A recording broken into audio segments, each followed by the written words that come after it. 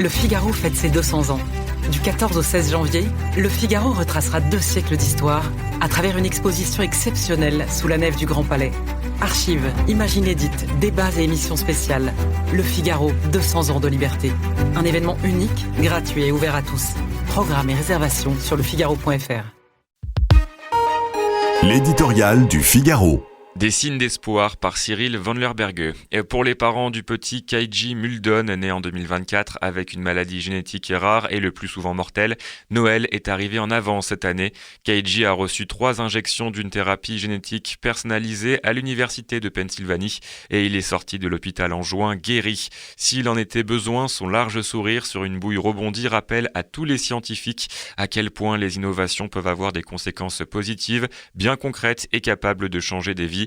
La thérapie personnalisée, conçue sur mesure par des chercheurs américains pendant 3 mois et dont a profité Keiji Muldoon, fait partie des 10 avancées scientifiques de l'année 2025 choisies par le Figaro.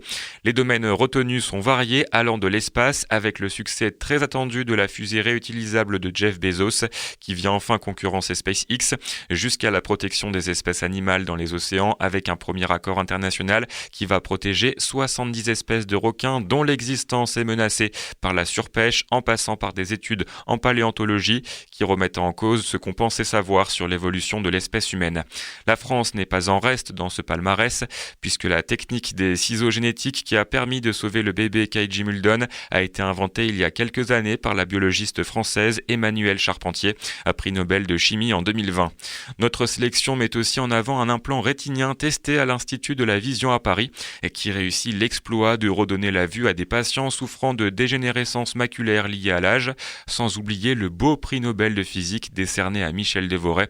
Avec son collègue et ami Alain Aspect, nobelisé en 2022, il a lancé la révolution de l'ordinateur quantique qui fait l'objet de milliards d'euros d'investissement dans le monde entier pour tenter de mettre au point des supercalculateurs d'un genre totalement nouveau. En ces temps de crise et d'informations souvent anxiogènes, ces avancées sont autant de signes d'espoir qui méritent d'être mis en avant. Le Figaro fête ses 200 ans.